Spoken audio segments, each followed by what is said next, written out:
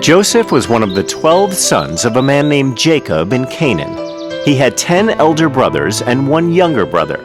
Joseph's mother had died when she gave birth to his younger brother. Joseph and his brothers helped their father in the field. They also herded the sheep. Joseph was the favorite child of Jacob since he was young and innocent. Jacob spent a lot of time with Joseph. This made the brothers very jealous. On his 17th birthday, Jacob gifted Joseph a beautiful coat that had all the colors of the rainbow on it. Joseph was very happy, but his brothers were not. They were now even more jealous. They felt that their father did not appreciate all the hard work they were doing for him. One night, Joseph had a strange dream. He was very excited, and he went to his brothers who were herding the sheep. "Hey, Simeon, I had a very strange dream yesterday night. You should hear this." Oh, look! Daddy's little pet had a dream. Don't waste my time, boy. I have a lot of work to do. I can't sit and dream all day like you. No, listen. In my dream, we were all tying up sheaves in the field. All of a sudden, my sheaf stood upright while your sheaves bowed down to mine. Simeon looked scornfully at Joseph and then at his brothers. Oh, he isn't just stupid. He thinks even we're stupid. No, this was my dream. And listen, in another dream, the sun, the moon, and the stars were all bowing down to me. That was so beautiful. So now you want us to bow down to you, huh? Run away before we beat you with this stick. One day, Jacob sent Joseph to check on his brothers who were resting on the hillside. They were actually talking about Joseph and how irritating he was. When they saw Joseph running to them from a distance, they got so angry that they actually planned to kill him. Reuben, the eldest brother, felt strongly against this, but he knew that his brothers were too angry to listen to him. Let's kill this irritating boy and we don't have to worry about him ever again. What do you think, my brothers? Come on, Simeon. We're his brothers. We can't just kill him. We'll just throw him into this deserted well and decide what to do with him later. That's a good idea. As Joseph came to where their brothers were resting, Simeon and Reuben held him while another brother took off his colorful coat. Then they threw him into the well. The brothers returned home, leaving Joseph all alone in the well. Reuben was sad at what happened. He planned to come around later and rescue Jacob. Just then they saw a group of merchants were passing by. They were from Egypt and were returning after selling their merchandise. Then Levi, another brother, had an idea. Why don't we sell Joseph to these Egyptian merchants? That way we can get rid of him once and for all without killing him. That's a great idea, Levi. Let's do it. Call those merchants here. We'll also have some money on our hands. Where is Reuben? Will he agree with this? He went to pick up something. Don't worry, he'll agree with us. The brothers tied Joseph's hands behind his back and sold their little brother to the merchants for 20 silver coins. When Reuben came back, he was terrified to hear what his brothers had done, but he could not say anything. The brothers then took Jacob's coat and sprinkled it with the blood of a goat. The brothers went back to Jacob and told him that Joseph had been captured by a wild animal. Jacob burst out crying, and he was deeply saddened for his favorite son's loss. Joseph was sold to a very rich Egyptian named Potiphar. He was an assistant to the Pharaoh. Joseph was very intelligent and hardworking. He was also very handsome. Potiphar was very pleased with Jacob and put him in charge of all his properties. Unfortunately, Potiphar's wife one day had an unnecessary argument with Joseph. Since she was upset with him, she told lies about Joseph to her husband.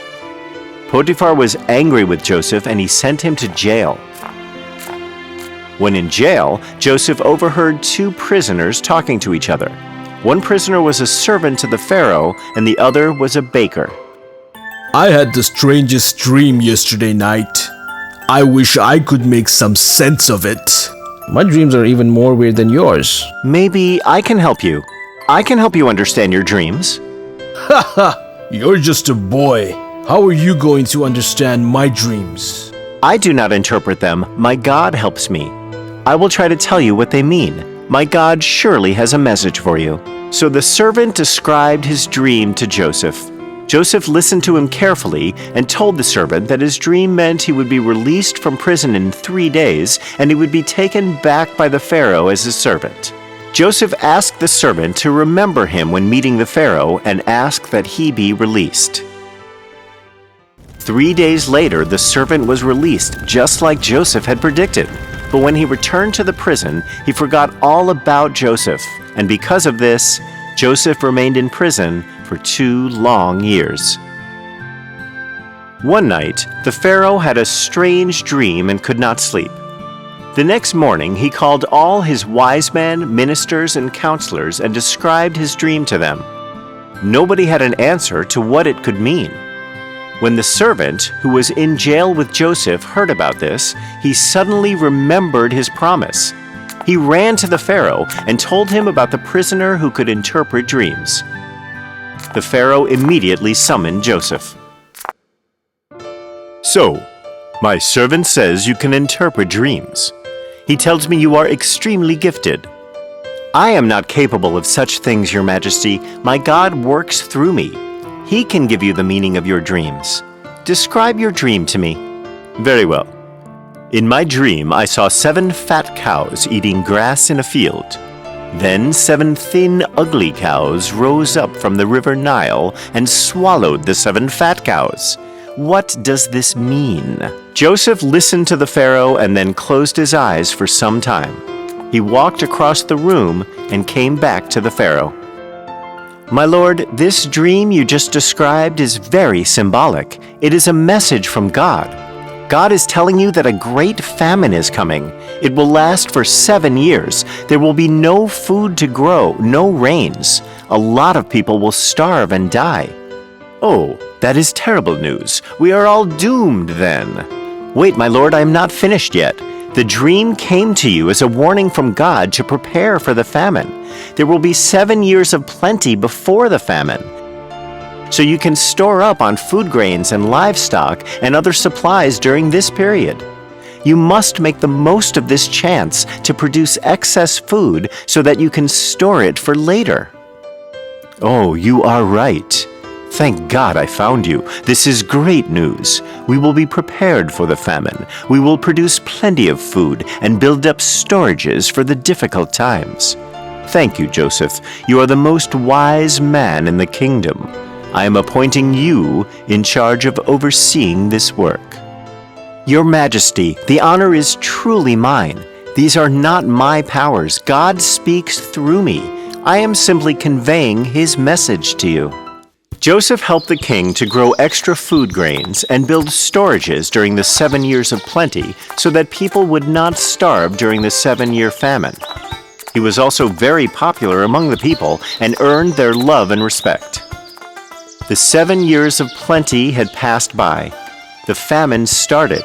In the places around Egypt, animals were dying, lakes and rivers dried up, and people were starving to death. The people of Egypt had plenty to eat and drink because of the work done by the Pharaoh with Joseph. They had so much grain stored up that they were selling whatever was left to the people outside of Egypt who were starving. Jacob and his sons were struck by the famine as well. Their crops had all failed, and their sheep had died one by one until nothing was left. They had heard of the Egyptian Pharaoh who was selling food grains to people outside of Egypt. So Jacob sent his 10 sons to Egypt to get food for the family. Benjamin, the youngest son, stayed back with Jacob. When the brothers reached the palace of the Pharaoh where the food grains were being distributed, they saw a royally dressed man sitting on a high chair and supervising the distribution of the food. They approached him. It was actually Joseph. But they did not recognize him since it had been 10 years since they had seen him. But Joseph recognized his brothers. He realized that they did not know it was him, and he kept quiet. His brothers greeted him and then bowed down in front of him, just like the dream he had had when he was a boy. Where have you come from? We are from a faraway land called Canaan. The famine has struck us badly. We are a family of 12, and we have come to buy some food grains. Our father is waiting for us at home. I do not believe you. You look like spies. Are you here to bring harm to our people? No, my lord. We're not spies. We're just hungry travelers in search of food. Please give us some food grains and we will be on our way home to our father. Please help us. Okay. Get up. I will sell you my grains. But you must bring your youngest brother and father when you come next time. Thank you, my lord. We will do that. The next time, Jacob and Benjamin went with the other brothers to Egypt to meet the Pharaoh. Joseph was overjoyed to see his father and little brother. After some time, Joseph revealed himself to them. Reuben, I am the brother you sold off to the Egyptians. Oh, my brother, it's really you. What have I done? Do not fear me. I hold no anger against you. Because of you, I was able to meet great people and be of service to these people. I was able to help feed them in the time of starvation. I have earned their love and respect, all because of you. I want all of you to come here in Egypt and live with me. Jacob could not believe that his darling son was alive after all these years. He ran to him and hugged him, while his brothers bowed down to him, just as he had dreamt many, many years ago.